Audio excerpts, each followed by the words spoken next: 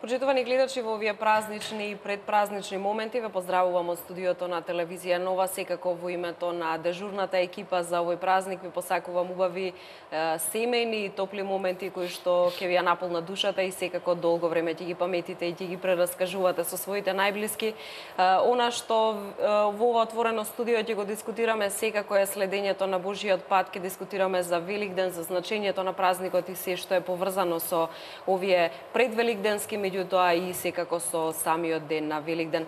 Интересно годинава е тоа што двата Великдена, православниот и католичкиот, се паѓаат во исти ден. Свештениците велат дека тоа веројатно не е ни случајно, така што ќе дискутираме секако и која е символиката на вистина во тоа сплотено прославување на годинашниот Великден кај православната и католичката црква. Добре дојде во студиото, ќе им посакам на отец Томе Петковски, представник на Македонската православна црква, и монсенјор Антон Циримотич, представник на католичката црква овде во нашата земја. Добре дојдовте. Добро ве најдобро. Во моменти да се дружиме, нели? И радосни и поттик за една убава представа емисија која денеска очекуваме да направиме. Така. Веќе сте биле во нашето студио, знам дека се чувствувате пријатно, ќе успееме преку овој разговор што ќе го направиме овде секако да им пренесеме и дел од пораките за тоа како треба да се празнува денот, меѓутоа и кои се оние начала кои што ги проповеда црквата за тоа како еден верник треба да го живее својот живот и што е она што треба да го достигне, нели, на тој Божји пат. Ви благодарам уште еднаш. Секако и гледачите ќе бидат со нас во следните неколку минути повеќе од 1 час од прилика. За почеток би почнала со тоа што и во самата најава го кажав. Господин Томе, вие рековте дека веројатно и не случајно годинава двата Великдени, нема случајности, се погодија во исти ден. Заедно ќе го празнуваат најголемиот ден во христијанството и католиците и православните. Гледате ли символика во ова? Така е, најпрво да кажам дека нема два Великдена, туку еден е Великден кој што на два различни начини го прославуваме. На два различни начини. Ова година и повеќе пати се совпаѓало да се празнуваат заедно истовремено. И токму ова што ова година ќе го одбележиме заедно со Римокатоличката црква и сите други христијански заедници православната, тоа е еден показател, еден доказ и една Божја промисла дека навистина луѓето треба да бидат сплотени, треба да бидат во едномислие и со една вера и една мисла кон самиот Господ Бог. Тоа ни докажува дека навистина, иако ние како луѓе, како смртни луѓе, многу пати по разни причини се делиме на вакви и такви, меѓутоа црквата е самиот Господ така устроил да најголемиот празник, Воскресението Христово, да го прославуваме оваа година заедно, а тоа не е мала бројка во целиот свет ако се земе. Значи, 1/3 од светот сигурно дека ќе го слави Воскресението токму заедно во целиот свет. И тоа е едно мисли, една желба, една мисла, навистина придонесува и самиот Бог да се смилува и на нашите слабости, на нашите прегрешенија, на нашата непослушност, бидејќи ние навистина оваа вечер, оваа ноќ, тивка ноќ во која што после распнувањето, после страдањето на крст, Господ Исус Христос во раните утрински часови воскреснува и за тоа ја објавува радосната вест дека и по него сите оние што се верници и припадници ќе доживеат воскресение и вечен живот. Така. Се согласувате, се разбирам, монсенјор Циримотич, со ова што го кажа отец Томе. Голем дел од верниците на исти ден годинава го празнуваат Великден. Каква символика гледате во ова? Да, прво би сакал поточно да кажам дека ова година заедно го славиме Великден 1,3 милиона католици, 700 милиони протестанти и 500 милиони православни. Тоа е 2,5 милиарди луѓе, како што рече отец Томе, тоа е повеќе од 1/3 на човештвото и ден слави. И би сакал да кажем таа народна поговорка која вели: ако жалоста ја споделите со другите, се намалува. Ако радоста ја споделите со другите, таа се зголемува. И сметам дека на сите христијани ова е зголемување на таа радост, бидејќи Исус Христос еднаш воскреснал. И нема оправдување да се слави на разни денови повеќе пати. Еднаш воскреснал и сите би требало на ист ден да го славиме тој најголем настан во историја на човештвото. Бидејќи Христовото воскресение не е важно само за него, тој воскреснал, туку Христовото воскресение е важно за сите луѓе, бидејќи тоа ни покажува дека сите луѓе еден ден ќе воскреснат. И јас би сакал да кажем дека има една голема разлика во сваќањето на воскресението. Едно е оживувањето, тоа значи душата што во моментот на смртта се одделила од своето тело, по оживувањето се соединува повторно со своето тело и продолжува човек да живее на некој начин тој живот што бил привремено прекинат. Така знаеме дека Господ наш Исус Христос ги воскреснал глупа и Лазар на крај. Синот на вдовица од Наим, ќерката на Јаир и свој голем пријател Лазар, ама тоа е оживување, тоа не е воскресение. Прв пат во историја на човештвото воскресението имаме кај Исус Христос. Никој никогаш порано не воскреснал. Исус Христос е прв и поради тоа апостолите со своето искуство со Исус воскреснатиот, а тие имале чест и среќа 40 дена да имат контакти со него по неговото воскресение до вознесение на небото. И за тие 40 дена тие имале можност да доживеат, да видат што значи воскресение и да видат таа разлика помеѓу оживувањето и воскресението. Зашто во оживувањето не се менува ништо, ни телото, ни душата на човекот. А со воскресение се доживува преобразба, продуховување на телото, тоа не е веќе онакво тело како што беше порано, него продуховено и душата исто така. И како рече Господ Исус на едно место во Евангелието, тие што воскреснат ќе бидат подобни, слични на ангелите. Тоа значи духовни тела. Така, тоа значи телото ги губи тие карактеристики што ги имало порано, а добива некои нови. За воскреснатиот повеќе не важат ни физички закони, ни хемиски закони, ни биолошки закони. Сето тоа отпаѓа, не важи ни време, ни простор. Ни болки, ни страдања, ни ништа не може ни да страда, ни да умре. Тоа е сосема еден нов живот во Исуса Христа, во Бога, во Пресвета Тројца, бидејќи во воскресението ние се вклучуваме во живот на Пресвета Тројца, на Отецот, Синот и Светиот Дух. Тоа е нешто најголемо, што нешто поголемо не може ни да се замисли од тоа и поред тоа е тоа неопислива среќа.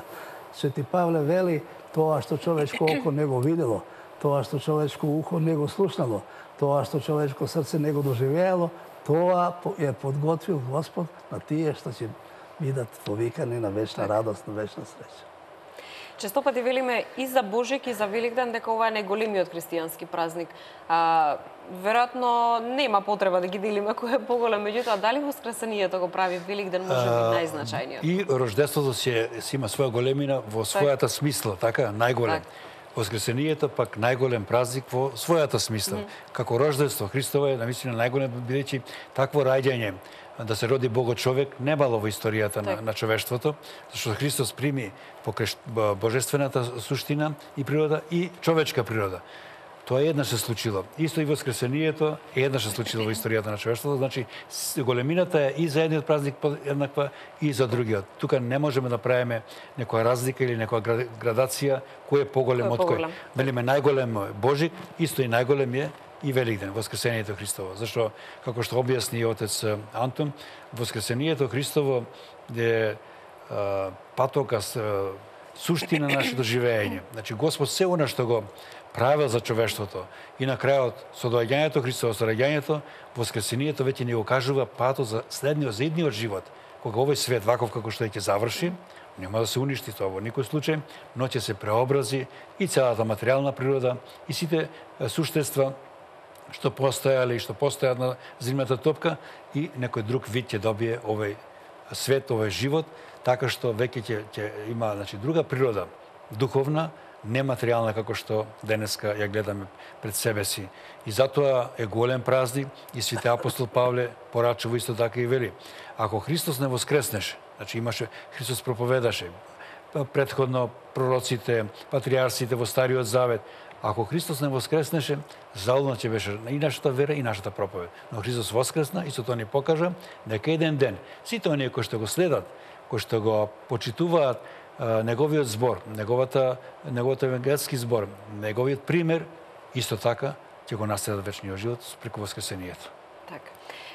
Да им појасниме на гледачите, на верниците, како се пресметува. Вообичаено Великден припадниците на католичката црква го празнуваат, ќе ме поправите доколку погрешам, меѓутоа од прилика една или две недели пред... Некогаш различно, да. Така, секогаш различно, нели порано од оној Великден кој што го одбележуваат. Рековме дека нема два Великдена, така, меѓутоа празнуваат порано од припадниците на православието.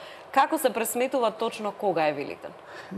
Да, прво би требало да кажеме дека Великден, како суштината на Христовото воскресение, се слави од почетокот на христијанството, бидејќи Христовото воскресение се случило еден ден по Пасха. А така. Пасха беше во сабота, тоа значи Еврејскиот празник Пасха. Така, да. Еврејски празник. А тоа значи Христос воскресна во недела наутро, тако се смета. И поради тоа христијаните не ја слават повеќе саботата како евреите, туку го слават неделата, бидејќи Христос воскреснал во неделата. И секоја неделя христијаните се собираа, служеа света литургија и тоа е најдлабоко поврзување со Христовото воскресение. Во второто столетие се воведува баш посебен празник Христовото воскресение. Ама тогаш се славеше во различни цркви различно. Имаше цркви во Мала Азија што го славеа на ист ден со Пасха. Тоа значи кога ќе се славеше еврејска Пасха, тогаш и христијаните го славеа Великден. Меѓутоа тоа не е правилно, бидејќи Исус не воскреснал на ден на Пасха, туку на вториот ден, на другиот ден. И поради тоа беше потребно да се на некој начин во црква прецизира да се одреди тој ден. И тоа се случи на општ екуменски концил 325 година во Никеја и тогаш се одреди како да се слави Пасха, односно кога да се слави Пасха. И тогаш во седмото апостолско правило беше кажано дека Великден не може да се слави преди Пасха. И заедно со Пасха. И ниту на ист ден со Пасха, туку мора пост Пасха да се слави. И тука тоа е една од причините што се создава таа разлика. Сушност, пресметањето на Великден се смета вака. Мора да започне пролет. А пролет започнува со 21 март. И тогаш треба да биде на небото полна месечина, уштап. И прва неделя по уштап се слави Великден. Сега, ако се случи да истовремено биде и еврејска Пасха и Великден, тогаш православните имат практика не да се слави на ист ден. Дури може некогаш да се случи поради тоа да мора да се одложи, да се чека втора полна месечина, а тоа значи цел месец да се одложи славење на Пасха, не сме да биде во ист ден. Меѓутоа, католиците тоа не го држат, него ако е полна месечина, иако е Пасха, ист ден може да се слави Великден, а инаку се практикува идната неделя по полна месечина. Штом на небото се покаже полна месечина, идната неделя слави се Великден. И некој за секунди се работи. Зошто е важно да е Великден секогаш во недела? Што е оно што е специфично за православието? Зашто да не е во истиот ден со еврејската Пасха, така, која што се празнува. Тоа е првиот ден од седмицата, тогаш воскреснал Христос и таа неделата го заменува саботата, зашто еврејскиот закон, Мојсеевиот закон, саботата бил празник како ние сега недела што ја празнуваме. Дури во рускиот јазик недела се нарекува воскресение. Недела викат воскресение. Сега да објасниме за гледачите дека Пасха ја спомнуваме неколку пати, Пасхата, еврејскиот празник бил голем, најголем како што и ние Великден го славиме. Пасха случно значи премин. Така. Премин од едно робство во слобода и они од египетското робство, од римското робство, значи затоа ја празнуваат Паската како најголем празник, празник на победата. Исто така и ние во нашата терминологија црковна го употребуваме терминот Пасха за Велиден. И Велиден значи Пасха, премин од земниот, од материјалниот во духовниот живот. Тоа се истиот термин значи и за еврејскиот празник и за сега зошто е земено да не се поклопи со еврејската Пасха. Тоа е одлука на светите оци, на соборот кој што одлучиле, значи да не се слави никако заедно со да има сепак разлика некоја.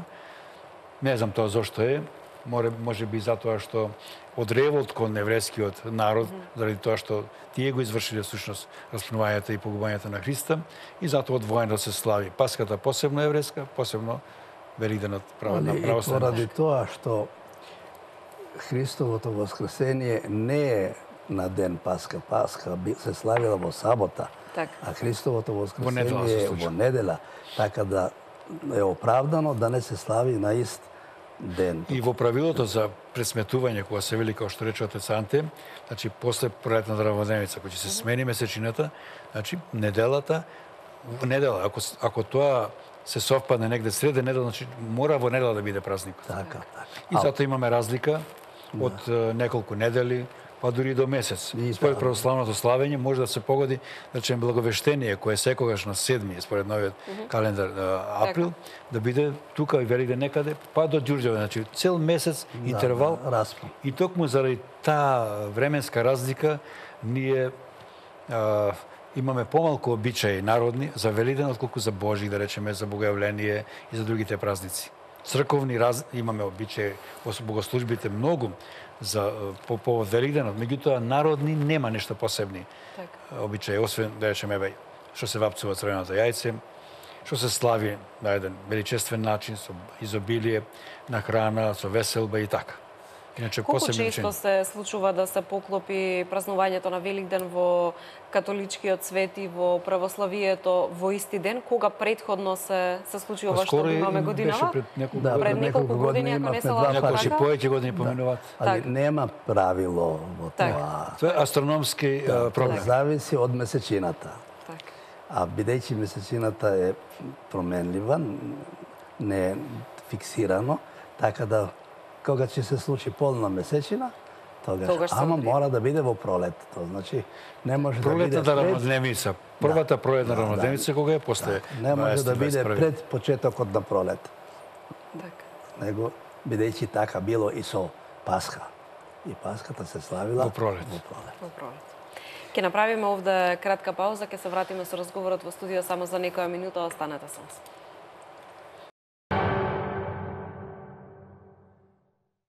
Одбележувањето на Великден секако е во фокусот на вечерашното отворено студио на телевизија Нова, она што ги разликува обичаите и она како се одбележува Велика сабота и самиот ден Великден во православието и кај католиците, ќе биде во продолжение тема на разговор во ова отворено студио. Она што е специфично за православието е тоа дека Велика сабота наутро почнува со литургија во црквите. Она што е пак специфично за католичката вера е тоа дека наутро нема богослужби, дека се чека вечерта. Да појасниме што е специфично за она литургија која што се случува во сабота наутро во православните цркви. Така, во православните цркви се служи Василиева литургија, таа се служи 10 пати во годината, вклучително на Велики четврток и на Велика сабота. Тој период од распнувањето и од смртта на Господ Исус Христос, од погребението, значи целиот ден Велика сабота не се случува ништо.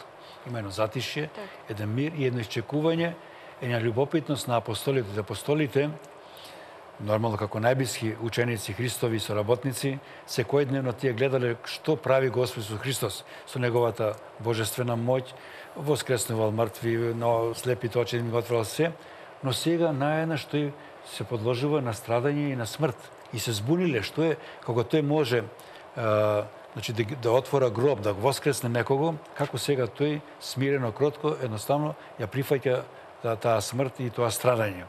И некои се откажале. Се спомнува во Светото писмо дека апостол Петар дури 3 пати се откажал кога го прашале дали си ти еден со Христос. И те гледаме често пати. Не, ја не сум. И Така, после за тоа он се покајал горко и му било примено покајанието. И затоа, според Библијата, значи, тој ден од погребението до воскресението е едно затише, еден мир. Апостолите во една недоумица, едно очекување, што ќе се случи. Но Христос им кажал, тие знаеле дека он ќе воскресне после погребението и распетието. Но кога, како, не биле сигурни за тоа. И затоа, он во рано утрината, првиот ден на седмицата, воскреснува. Апостолите се уште настрана биле, освен жените апостоли, мироносиците, кои што љубопитно и грижливо следеле се што ќе се случи со Господ Исус Христос. И така знаеле каде го положиле, каде е погребен, и затоа утрината, рано наутро отишле, да го, тоа подоцна може би ќе зборуваме, да го посетат, да го помазат телото Христово, но не го нашле во гроб, бидејќи воскреснал. Според типикот на православната црква, нашата македонска православна црква и на другите веројатно православни, предвидено е рано утринска литургија, само литургија, почнува со вечерна богослужба, таа е така комбинирана, на која што, значи, можат верниците, како во текот на минатите литургии, во текот на постот, да се причестуваат и на Велика сабота. Нема ништо посебно, значи, нема некоја посебна традиција. В тој ден е последен за подготвување на свечено одбележување на празникот по домовите, и исто така по црквите, и веќе навечер, пред полноќ, така е според нашата практика, пак без никаква служба, молкум, плаштаницата, која што го символизира гробот на Господ Исус Христос, се внесува од импровизираниот гроб, се извинувам, на престолот, и таа стои до Спасовден, зашто Великден има попразнување, по празница, кој што велиме, цели 40 дена. До Спасовден плашница се внесува таму и потоа се обиколува околу црквата 3 пати со пеењето на воскресенски песни, се објавува воскресението некаде на полноќ и после следуваат службите великденски. Првата утрена воскресна, па литургија воскресна по полноќ и така следуваат после други служби во текот на првиот ден на Великден. Повторена света литургија, односно, која што кај нас овде практично сега од после неколку години, од пред неколку години, ја богослужи по главарот и таа се пренесува директно преку македонска телевизија. Ноќната богослужба ја служи друг, и тоа да кажам за верниците може би не е толку битно, меѓутоа на истиот престол, кај што се служи една литургија, не може во истиот ден две литургии се служат. И затоа се прави помошен престол за ноќната литургија со антимис и после на главниот престол служи следната литургија. Тоа е во врска со денот Велика сабота. Како се одбележува Велика сабота кај католиците? Што е она што го проповеда католичката црква? Да, католичката црква смета дека додека Христос е во гробот, тоа значи од 3 часа попладне во петок, па до воскресението, нема оправдување да се има некоја литургија, бидејќи литургија е поврзана со воскреснатиот Христ. Така да во католичката црква е тоа строго мирување, се поклонуваат луѓето на крстот, бидејќи тој е сега во центар на вниманието, како символ на Христовата смрт и христијанството, и се молат, ама сите има тоа чувство, Христос е во гробот, сега е мирување, тој и чекаме неговото воскресение.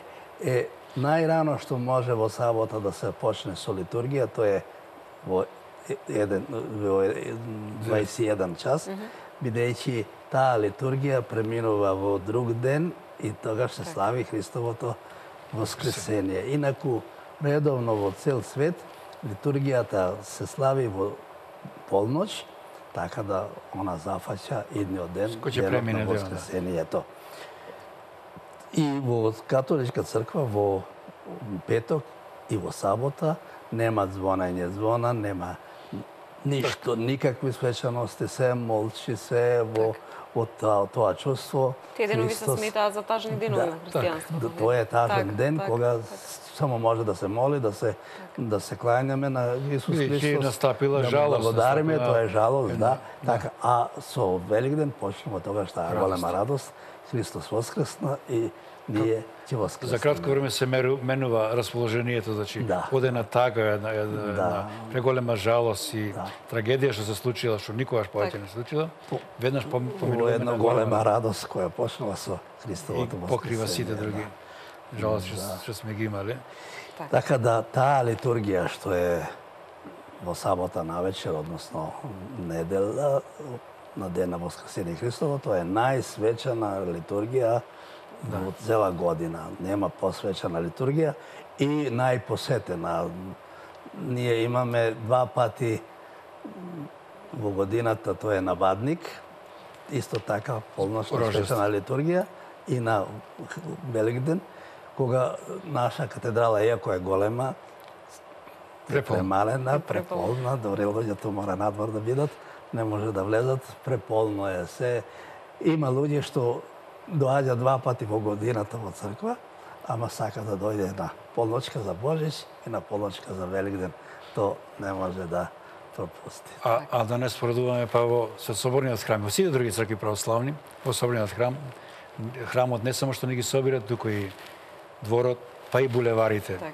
Тука има и посебен сообраќајен режим на булеварите околу соборниот храм, така што еве ќе ги потсетиме гледачите кои што ќе сакаат да се упатат до храмовите, да внимаваат сепак околу соборниот храм, ќе најдат на затворени сообраќајници. И тоа се знае како секој. Меѓутоа се очекува метеж и кај католичката црква, нели, во Скопје. Да, и тамо е се еве потсетување за гледачите. Инаку да споменеме, значи со воскресението од полноќната служба се поздравуваме со Христос воскресе и на вистина воскресе. И тоа се прави во текот на 40 дена до Спасовден.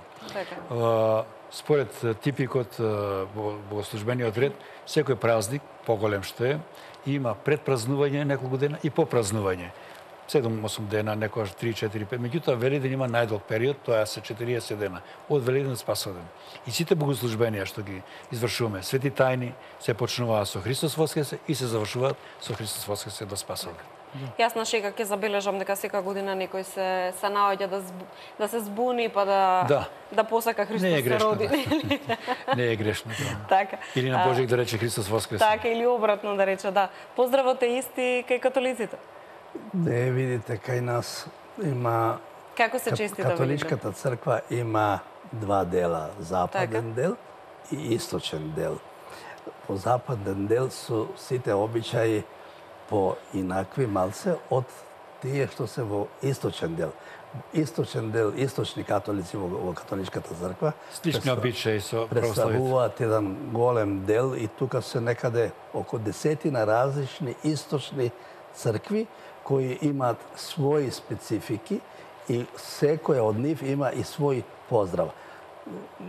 Еден дел од тие се католици од византискиот обред и тие се поздравуваат како и православни со Христос воскресе, а додека католици за многу години или среќен Великден и така. Или Христос посреди нас. Да, тука има малца разлика. Додека други источни цркви, реков, 10 источни цркви има што се во склоп на католичката црква, секој има своји обреди, секој има своји обичаи, секој има свој начин на поздравување и така натаму. Тука се речемо мелкити, калдејци, сиромалабарци и така натаму, да не спомнам сите тие католици од источен обред, што се во состав на католичката. А влијание сепак на истокот си имаат од источната црква. А ние, колку што се знае, имаме и во Македонија католици од источен обред кои припаѓаат на византискиот обред. Што е она што е специфично за Великден, кога ќе помислиме, веднаш ни текнува на великденските јајца. Отец Томе, често пати дека не се вапцаат јајца на Велики петок, меѓутоа кај народот има забуна. Дали се вапцаат или не се вапцаат јајца, кога првите јајца се вапцаат пред изгресонце на Велики четврток. Петокот како еден од најтажните денови често пати се вели дека не се вапцаат. Други велат дека токму тогаш се вапцаат. Тоа го покажа анкетите кои што деновиве нашите репортери го правеа.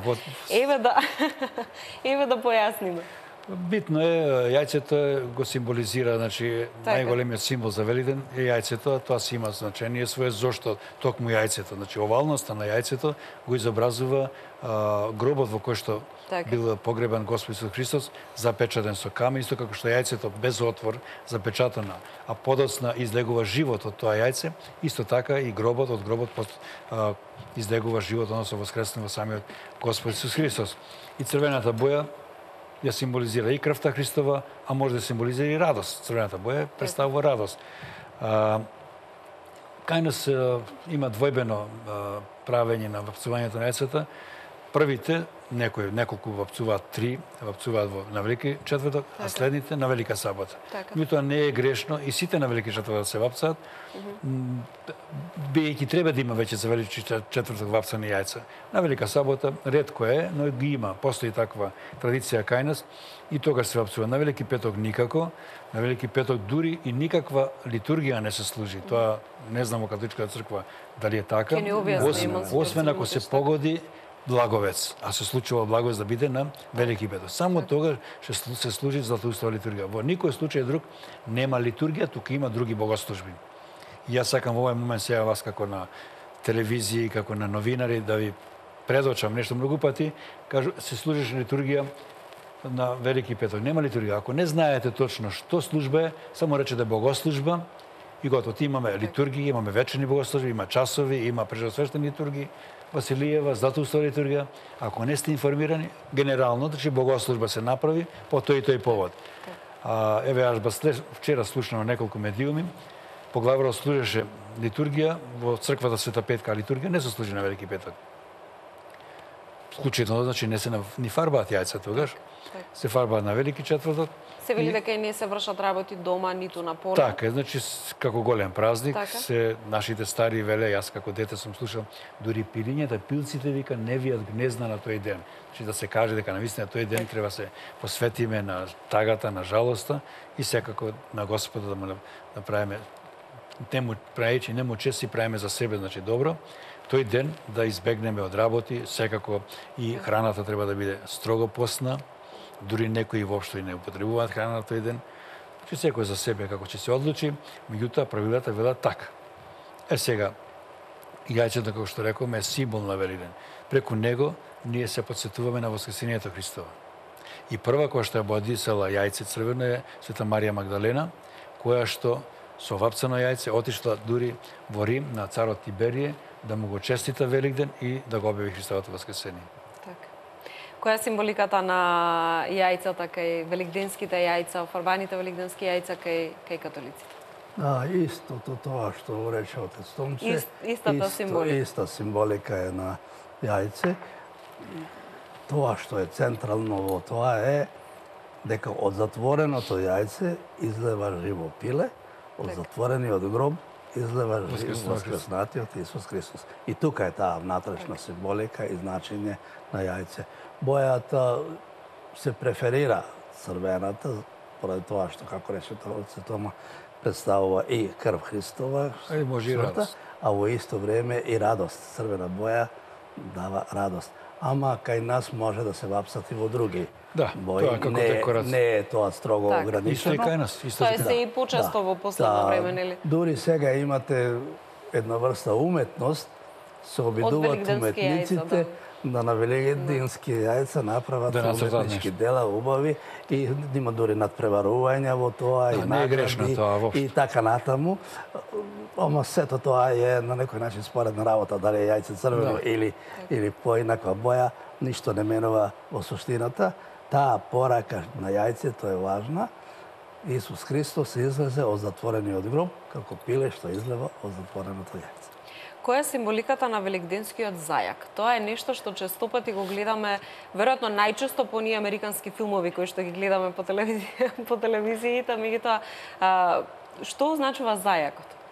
Како тој се поврзува со Великден? Тоа е народно верување, претпоставувам дека не има врска со црквата. Тоа е народно прифатено, ама нема никаква символика ни врска со Великден. Не.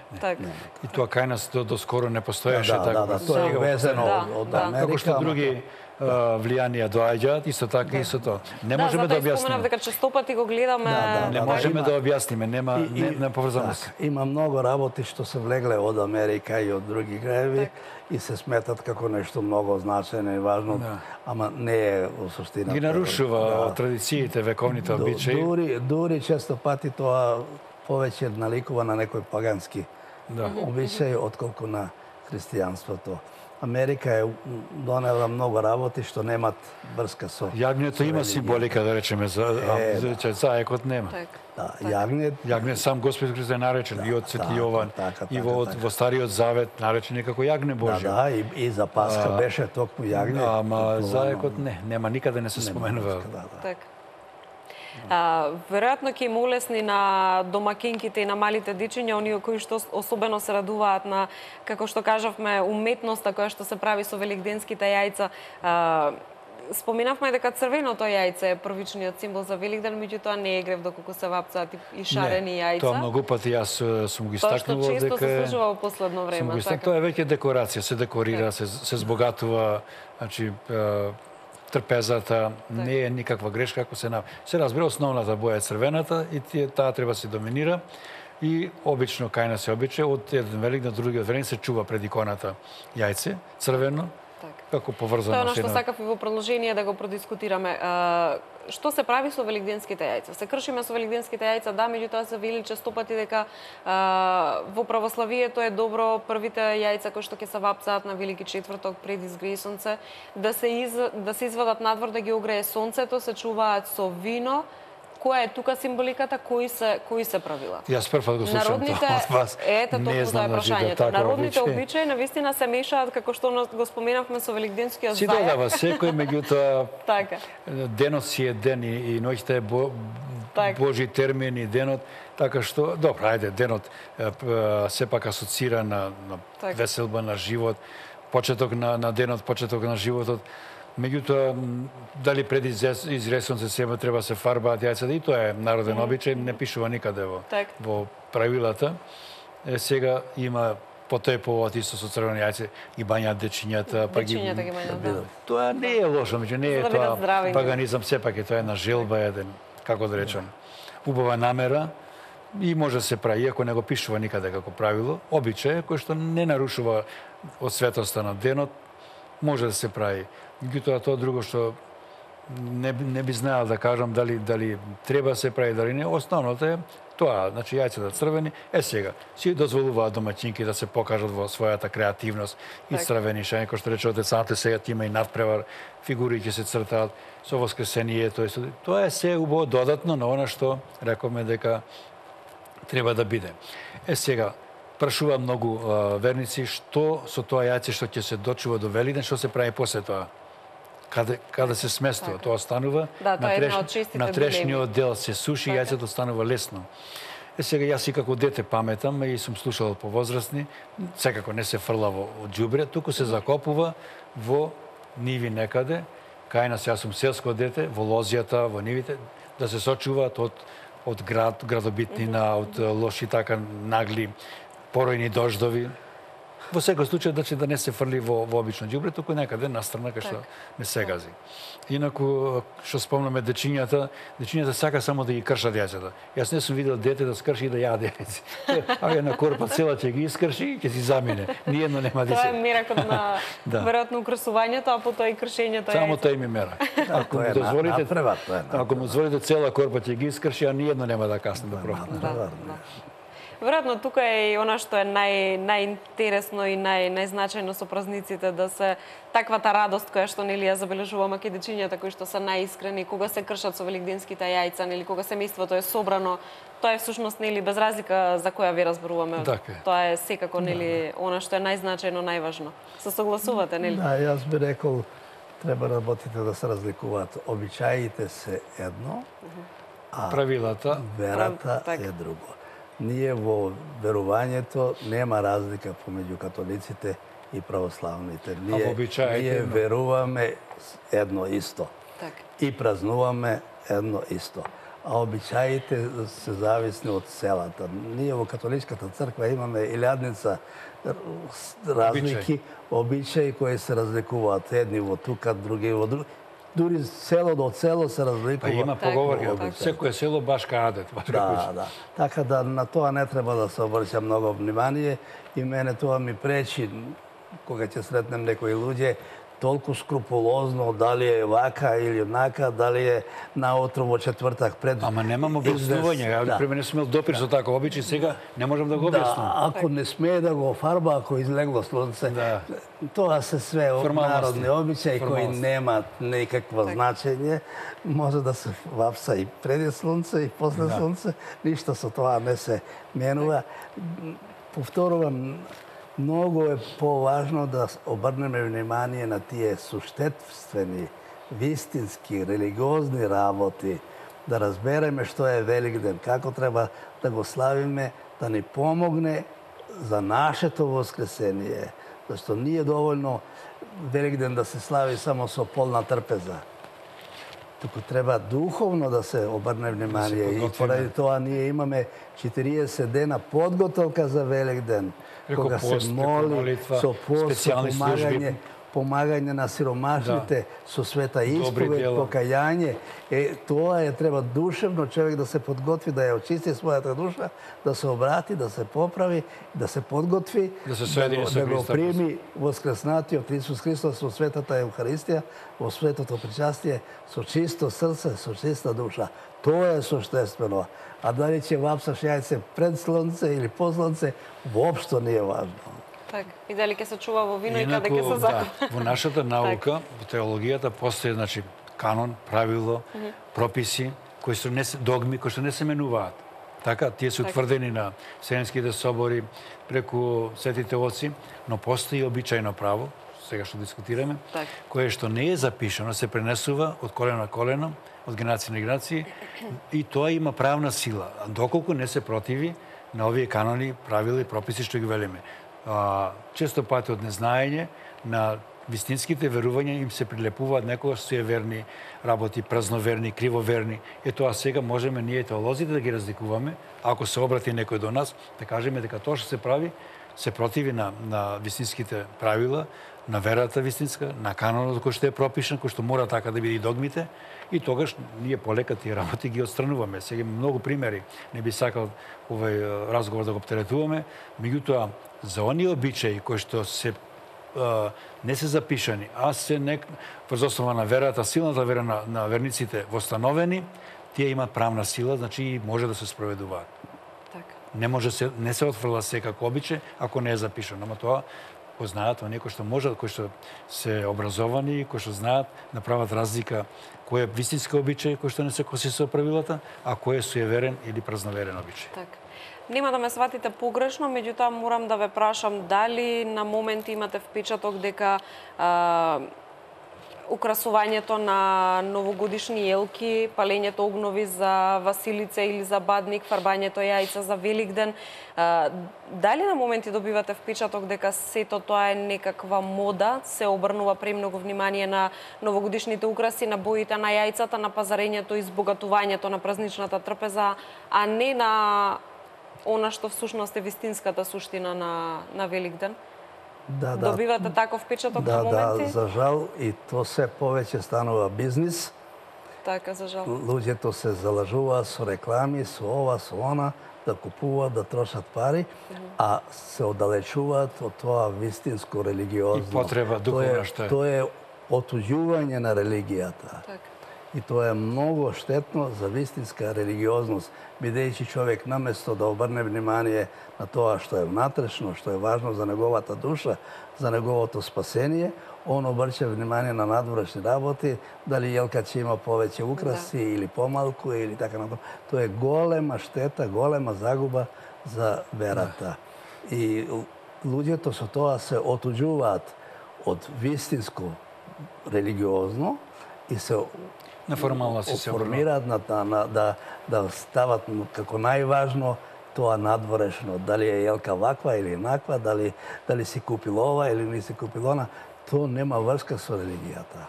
Тоа е отуѓување на религијата. Или конкретно сега вие ако сакате еден кош јајца вапците, ако ни еден ден не сте отишли на богослужба да ги посетите црквите, значи да се нахраните со духовна храна, тоа нема сврха. Треба да се направи, меѓутоа тоа да биде второстепено. Првостепено е значи присуството, учеството на светите литургии, причествувањето и светата тајна исповед. Значи без ние на посета, да речеме оваа недела сега, страдална недела со такви карактеристички богослужби важни, ние еднаш да не се посети црквата, па вие како сакате подготвајте го домот, со помпезности, со богатства се, нема сврха никаква. Сето тоа треба да биде проследено после. Првото да биде, како што рече отец Анте, значи верата наша, вистинската вера, поклонувањето пред Божиот лик, преку поклонувањето на светителските ликови, учеството, заедничката духовна трпеза, зашто литургијата е духовна трпеза за сите. И воопшто, ако не се причествува човекот во целиот свој живот, не се исповедал никогаш, значи тој е изгубен, за него нема духовен живот. Значи, не живее со црквата. Зашто христијанството е живот, не е само наука и филозофија, треба да се практикува животот. Ние едно добро дело не сме направиле во текот на постите, ние тогаш зошто ќе се фалиме со другите работи, обичаи или традиции. Битно е, значи верата, религиозноста и секој да свати дека тоа му треба секому лично. И постот и причастата, тој духовно да се усовршува секој, сам за себе, а не јас за вас, вие за мене или за другите. Тоа е лична потреба на секого. Тука би требало да се обрне внимание, не луѓето да се отуѓуваат со тие безсмислени обичаи. Ами се оптеретува, се надпревара. се надпревара. Да. А повеќе да обрнат внимание на тоа духовно, вистинско, суштествено, што им е потребно. И, како рече отец Томче, ништо не му вреди да наполни трпеза со не знам какви јадења. Ако неговата душа е празна, неговото срце е празно, тој не се исповедил, не примил Исус Христос со светата Евхаристија, не воскреснал тој духовно, бидејќи со света исповед, ние духовно воскреснуваме, се ослободуваме од гревот и почнуваме да живееме Божи живот. Ако тоа не си го направил, 10 јагниња за коли... Во животот човекот треба да се поправа, да се усаврши и да се поправа. Значи, покрај сакајќи или не сакајќи, ние правиме престапи разни, ама секој треба да цели, да тежне, да го поправи својот живот, духовниот живот. А таа може да се дава светата црква, преку светите тајни, преку сите молитвословија, богослуженија. Ако не се туди човекот духовно да се поправи, да се преобрази, да се обнови, да се обожи, што велиме, нема смисла животот овде на земјата. Што вели свети апостол Павле? Цел свет да го придобиеме со непроценливи богатства, што ги има, никој не знае колку вреди. Ако на душата и напакостиме, ништо не сме направили. Значи една душа човечка, според неговите мисли, вреди повеќе од цел свет. А да се јаде и да се пие и да свира зорли и тапани, тоа може секој ден. Ќе направиме овде кратка пауза, ќе ги оставиме гледачите да подразмислат за овие убави пораки кои што им ги упативте. На вистина, ќе се вратиме во студиото. Ние имаме време, може се довечер да си разговараме како сакате. Ќе се вратиме во студиото само за нека минута. Вториот дел од ова отворено студио го завршивме со навистина убави пораки од моите соговорници кои што порачаа дека залудно е доколку имате цела кошница офарбани великденски јајца и преполна празнична трпеза, сепак доколку не ги почитувате начелата на религијата, која што, како што кажавте, отец Томе, религијата е духовна трпеза за сите, нели? Точно така. Така, со ова се согласи религија значи поврзување, значи единствена религија која што се поврзува директно со Бога преку светите тајни, таа е религија. Другите се филозофски религиозни учења. Религијата тоа значи. Религија значи да се поврземе, како кажува црквата, од земниот кон небесниот живот. Во продолжение, уште кратко време ни останува за ова вечерашно отворено студио. Секако ќе бидеме, се надевам, добро друштво на верниците кои што се подготвуваат да заминат во храмовите и секако дечињата да го исчекаат конечно оној момент кога ќе се кршат со великденските јајца.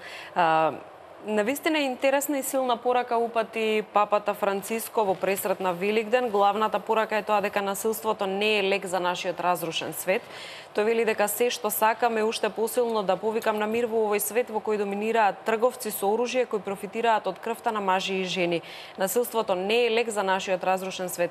Да се подсетиме накратко, живееме во време кое што е многу немирно, не само кај нас, буквално целиот свет е, како што вели папата, разрушен, меѓутоа во ова време што е она на што треба најмногу да обрнеме внимание? Зборуваме за Светиот Отец кој што нели ги посетува затворениците во затворите, лицата со инвалидитет во центрите кои што се наменети за нив, дури во бегалските центри, за жал тука е имигрантската криза која што не можеме да заборавиме, го растажува буквално целиот свет. Да, овој папа е навистина голем, не само поради тоа што убаво зборува и ја дава длабока наука, туку тоа што најмногу импресионира кај него, тоа е неговата практика, негов живот, негови постапци, зашто лесно е да се зборува, а тешко е да се живее во согласност со тие зборови.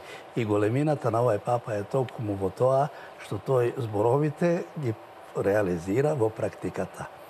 Ама тоа што е навистина најважно за секој човек, тоа е да се обиде колку што може повеќе во својот живот да ја реализира Христовата заповед, која гласи: сакај го Господ со сето срце, а ближниот како себе си. И тие две заповеди, вертикалата сакај го Господ со сето срце и ближниот како себе си, представува диаграм на вредноста на животот на секој човек.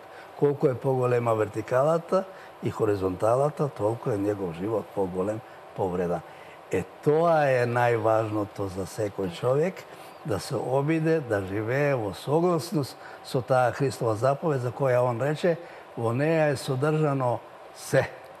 И закони. Сите пророци, сите закони, се е содржано во таа заповед.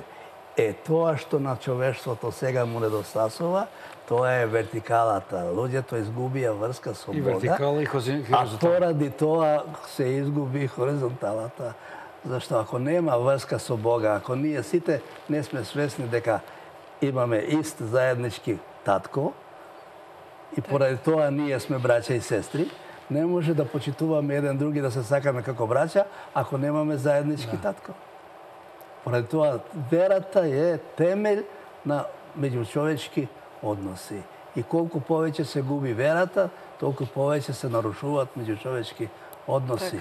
И нема други израз за човештвото, или ќе води кон самоуништување, или мора да се врати кон верата, да го признаа татко на сите и тогаш да промени свој однос, да се однесува кон браќа и сестри, кон сите луѓе. Тоа е единствен пат. Папата порачува и сите сме грешници, но Исус нам ни простува со неговата милост. Уште една мисла која што многу значајна, да. Многу значајна, повторно ќе нагласам, особено во ова вакво време. И тоа е исто карактеристика негова. Он минатата година ја прогласи како мината година на Божјото милосрдие. Тоа значи сите сме грешни, ама имаме една надеж дека Господ е расположен да ни прости, да ни помогне и секој има шанса да отпочне нов живот. Тука е големината, знаете. Често пати луѓето се очајни. Јас сум грешен, така, за мене нема надеж. А папата ни враќа надеж. Господ не сака толку да е подготвен во секое време да ни прости, ако вистински се каеме и вистински да се обидеме, да се обратиме, да промениме својот живот. Тоа е нешто многу значајно. Ако не е милоста Божја, ние со нашиот живот, со нашите дела, никој нема да заслужиме спасение. Господ во Стариот Завет, кога во Содом и Гомор, значи владеела голема неморалност, вели дури еден ако има праведен, ќе ги сочува градовите. Ни еден немало и затоа се претвориле после во мртво море, кое што денес нема никаков живот таму. Така што значи заради праведните многу луѓе ќе бидат спасени. Да, во Библијата на Стари Завет има еден стих, една изрека: не ја сакам смртта на грешникот. Туку да се покае и да биде жив. Да се обрати и да живее. Господ затоа некојаш меѓу луѓето владее такво мислење. Ваков е, таков е, уште не умира, уште го. Тој ако е праведен, Господ може да го земе побрзо, така? Они што е грешник го остави, му дава можност да се покае, да се покае, да се обрати, да се покае. Тоа е смислата и јаснотијата на тоа. Тука е шанса за секој човек. Ако не го слушаме Словото Божјо, евангелските пораки, ако сме далеко од Господа, штом ќе се ослаби љубовта према Бога и према луѓето, тогаш има омраза, има страдање и има нереди, војни и убиства и се што. Така. Токму за тоа зборува и поглаварот на Македонската православна црква Охридска архиепископија господин Стефан во Великденската порака која што ја упатува до верниците. Тој порачува дека живееме во време кое што изобилува со недоразбирање, судири, страдања, дека љубовта и доброто и вистината се потиснати од злото, користолюбието и омразата. Порачува дека крајно време е луѓето да се завртат кон Бога. Тоа беше пораката која што и вие ја упативте од овде од студиото на телевизија Нова. Господин Стефан додава дека многу пати се потврдило дека само кога со едномислие чекориме во вистината Божја и кога сме сплотени имаме напредок, дека честноста, вистината и правдата се добродетелите со кои најдобро можеме да се бориме против сите непријатели. Веројатно малку тешко ни оди следењето на овие пораки кои што ги упатуваат. Така е. Верските лидери нели за вакви празници. Црквата праќа порака токму на овој празник, преку богослуженијата, преку изразените силни пораки. Вели, простим сја воскресени. Се да си простиме во името на овој празник. Так. Или овој ден го создаде Господ за да се радуваме и се веселиме во него. Тоа се пораки, тоа е смислата. Ако ние заминеме така славејќи го формално овој празник, ништо не сме направили. Треба пораките да ги чуеме и да ги прифатиме и да живееме со нив. Значи, ако не си простиш еден со друг, значи тогаш губи смислата не на религиозноста, туку на човечанството во нас, што е хуманоста, што е во нас. Тоа е и овогодишниот Великден ни порачува и сите што поминале и едните Великдени. Ние ако не се соживееме со таа вистина, тогаш на вистина не треба да се покажуваме како верници, тоа е формално све ќе го правиме. Формално ние дека сме верници, дека живееме според црковните правила и Божите заповеди и пораки, ама тоа треба зашто има една латинска поговорка, не религиозна, вели зборовите потикнуваат, ама делата повлекуваат по себе. Ако јас едно зборувам, друго правам, не сум пример добар, значи никој нема да ме послуша. Тоа го прави и фарисеите, што вели Господ Исус Христос. Вие треба да правите нешто друго. И да ги сакате, значи етиката, филозофијата на христијанството е многу силна. Непријатели да ги сакаш и непријателите. Ако ги сакаш пријателите, ти му возвраќаш тој те почитува да сака, ти го сакаш. Меѓутоа и непријателите да ги сакате треба. Тоа е, значи таа христијанска филозофија и етика ги надминува другите филозофии. Ако во Стариот Завет беше око за око, зап за зап, Мојсејовиот закон беше правичен, во христијанството не е тоа. Вели Господ Исус Христос, ако ти ударат по едниот образ, сврти му го и другиот. Мислејќи не на физичко удирање, удирање по образ е навреда, така, на секого. Ако ќе ве навреди некој исто како да ве удрал. Он вели сврти му го и другиот образ, што значи да истрпиш таа навреда, да не вратиш со навреда, туку со едно трпение и со искажана љубов и почит према оно што ве навредува. Или, ако ви ја бараат кошулата, долната облика, дайте му ја и горната наметката. Тоа е значи, програмата на нашиот живот овде на земјата. Слична е пораката која што ја упатува и бискупот Скопски апостолски екзарх во Македонија Киро Стојанов во неговата великденска честитка до верниците стои следново. Сведоци сме на настани што не исполнуваат со вознемиреност и ни предизвикуваат страф, но ние имаме надеж втемелена врз фактот на воскресението. Ние како обновени нови луѓе со својата вера и молитвите сакаме да придонесеме во тоа што ние не можеме да го решиме, да го решава Бог. Да, во секоја ситуација и ако често пати изгледа безизлезна, сепак мора да се сачува надежта, бидејќи тој што управува со историја на човештвото е Господ.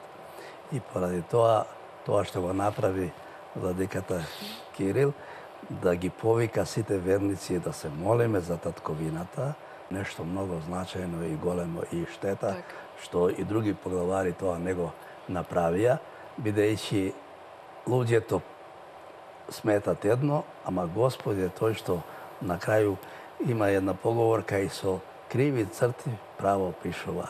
И поради тоа е важно навистина да се молиме Господ да ни даде светло на сите, да ги разбереме работите, да видиме дека ако ги гледаме само своите интереси на сметка на другите, тогаш нема да ги оствариме ниту своите интереси, бидејќи тој што сака добро само за себе, а зло за други, тај нема да има добро ни за себе. Вистинско добро се остварува само ако се обидуваме на сите да ни биде подобро. И колку повеќе се обидуваме да биде на сите добро, толку ќе биде на секого од нас подобро. И ние мора да го смениме менталитетот, да ги смениме тие наши погледи и сваќања, дека со егоизмот се остварува среќа. Тоа е криво. Егоизмот е најголема несреќа за човекот. Со љубов се остварува среќа. А љубов не е земање само, туку и земање и давање. Секој да биде свесен и не само за своји права, туку и за своји обврски. Тие што барат само своји права, а не се подготвени да ги исполнат обврските, тоа се егоисти, себичњаци кои нема да бидат сретни ниту сами, а и донесуваат несреќа на сите други. Таа усагласеност помеѓу правата и обврските помеѓу луѓето е темел на кој може да се гради соживот и взаемно помагање, взаемно разбирање. И тоа што е важно во Македонија, ние сме имале долги години едно позитивно искуство во таа взаемна почит и љубов. Јас како свештеник, како млад свештеник, бев на една албанска парохија и многу ми се допадна кога видов на посвечената миса великденска, сите домаќинки оставија папсани јајца на олтарот. За кого?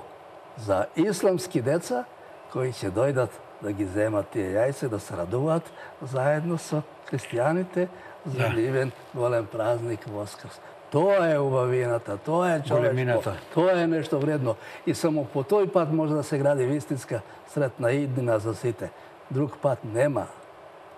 Егоизмот, себелюбието, било да е то лично, семејно, национално, лакомството, незаситност. Така, алчноста, тоа води во несреќа на сите.